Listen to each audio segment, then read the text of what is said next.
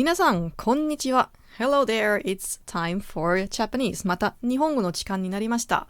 This is Kara from Study Japanese with Skelly, and thank you for listening and watching today again. Today's topic is Tanabata. Tanabata. Tanabata is a festival, or you can't say it's a party, but it's just a day in the year where people are, well, it's in summer, and actually it's not one day, it's actually 2 days. It's either on the 7th of July or 1 month later on the 7th of August. But more about that later. What's going on Tanabata, or what's the background story? So basically Tanabata can be translated as star festival, so it's about stargazing and enjoying the summer night. But the background itself is a romance story which might make you tear up a little. The story is about two stars, Altair and Vega. Some stories say it's stars, some stories say it's gods, whatever it is. Basically, the story comes from ancient China. And these two stars, or these two gods, in Japanese, they are called Orihime and Hikoboshi. So Orihime, the ori, comes from oru, which means to weave, like clothing, to make clothing. And hime means princess, so she is the princess weaving clothing. So basically her responsibilities were to make clothing for the gods and for the people. The other guy, Hikoboshi, he was responsible for taking care of the cows, so that people had, like things to eat, because that's what was his job. And so both are really nice and working hard, and the gods decided to let them get together. They thought they might be a nice couple. So that's what they did, and they got to know each other, they fell in love, but the problem was that after that they only had eyes for each other, and they stopped working completely. So which meant that the people didn't have any clothing anymore, the animals died, and nobody had anything to eat anymore. Yeah, it was a really bad thing, and the gods got angry at them, of course, saying, you don't work anymore, you not do what you have to do, so from now on you're not allowed to meet each other anymore. From now on, we put you on the other side of the Milky Way. So the one on the east, the other one on the west, and they couldn't meet each other anymore, and they were crying, and they were really, not happy anymore, but they still did their jobs because they had to. And afterwards, after some time, the gods decided, okay, you've been suffering, and we decide that once a year you're allowed to meet, and this day is Tanabata. If you take a look at the kanji for Tanabata, it's the kanji for 7 and for evening. So it's the 7th evening of July or of August. Why? Well, basically, Japan was using the Chinese calendar, so the moon calendar, which is different to the Gregorian calendar we're using today, right? So it's like usually 1 month, a little 1 month different, depends on the moon, basically. And which means like basically it was celebrated in August, if you take a look at our calendar. But because the moon calendar switched to the normal calendar, it's now 1 month earlier, and that's why it's celebrated in July. That's basically the reason. And some cities and some regions in Japan celebrated in July, and some celebrated in August. So my city here is celebrating it in July. But the most famous festival for Tanabata is celebrated in Sendai, and that one is celebrated during the time in August. So if you ever have the chance to go to Sendai during that time, I suggest you go there. They have like huge fireworks, and people are walking through the street to the city, having lots of decorations, because what people are doing now at Tanabata, they are writing wishes on small pieces of paper, so-called tanzaku. Tan means michikai, so short, and saku is basically a piece of where you could write something on it. Tansaku. And then you put them on bamboo sticks. Bamboo sticks usually put in front of the house. And then, so you write the wish there, and then you put it there, and then you pray that this wish gets to be fulfilled.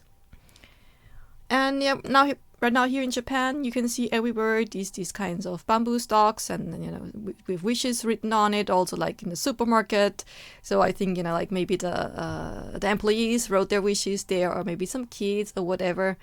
And it's a nice thing, to think about what are your wishes, because if you never wish for anything, if you don't write down your wishes, just having it in your head usually makes it a little difficult for them to be fulfilled. So maybe you want to try and write down your wishes in Japanese.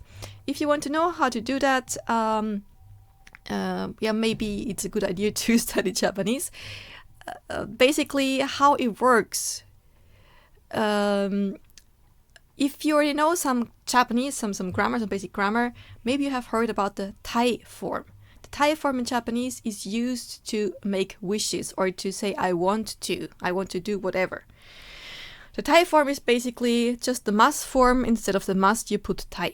So for example, tabemasu means to eat. If you want to say I want to eat, that's tabetai. Remove the mas and add the tai. By doing that, basically the verb becomes like an e adjective. So e adjectives, if you have heard them before, for example, oishii, so delicious. And to make the negation of an e adjective, it's oishikunai. You basically take the e and replace it by kunai. So if you have tabetai and you want to say I don't want to eat, then you just use the e and replace it with kunai. Tabeta kunai. I don't want to eat. So just that for grammar. Right. What else you can do to write down a wish is yoni. So this is like something I wish for that to happen. I pray or I beg for that to happen.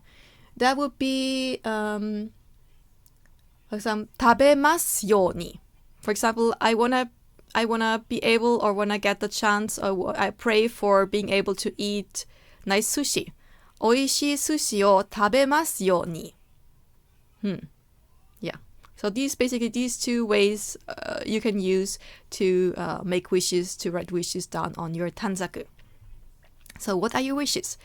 Tell me as a comment in your language, in English, and if you don't know how to write it in Japanese, I will try and help you to write your wish in Japanese. All right. What else? I mean, basically, what people do during summer, during such kind of festivals, they dress up in yukata. Basically, these are kimonos made of cotton, so they're not that expensive and not that hot, because usually, really, kimono are really like the material which is used. Silk is, and it's really thick, and it's really hot, and it's summer, and you're sweaty, and that might be not a nice experience. So basically, people wearing yukata, which are made of cotton, and that's first of all, it's cheaper, and it's not that hot. So they are dressing up in yukata. You can also do it no matter if you're male or female, and just walk through the streets.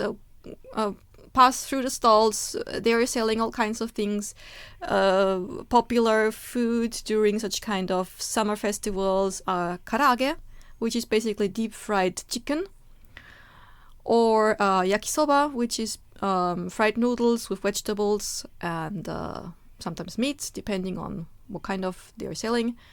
Then really famous is also ringo ame. So ringo is apple, and ame basically stands for something sweet. So ringo ame is basically candied apple, and you can get them usually at these kinds of festival stalls there.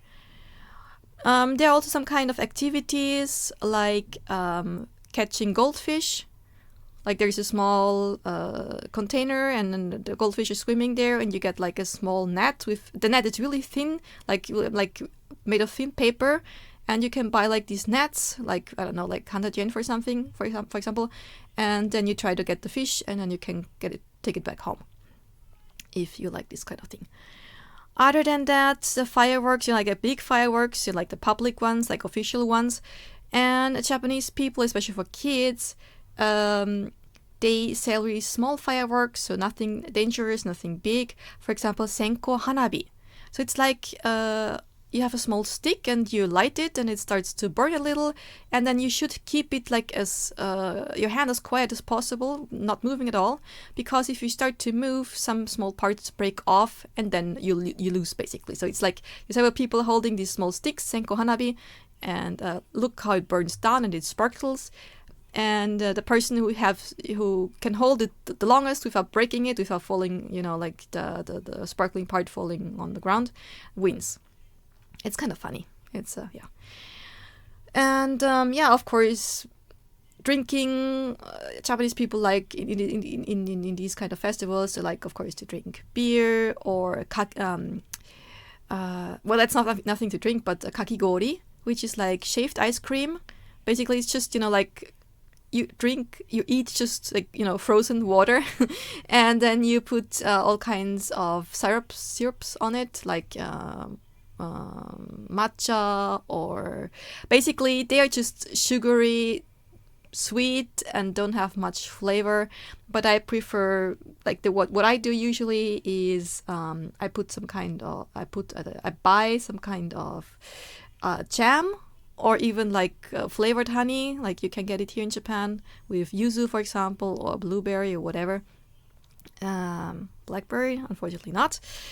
And then I just put it on the shaved ice cream, and then I just eat it, and that's really delicious. And it doesn't have any of these strange food colorings in there, and I tend to say it's healthy, at least as healthy as it can get. Anyway, basically that's it about Tanabata. Yeah, so thank you very much for listening. I hope you learned something about this festival here in Japan, and maybe you want to try and write down your wish in Japanese. I try to help you. Thank you much for listening, for watching, and see you, hear you soon. This is Kara from Japanese with Kelly. またね、お疲れ様でした。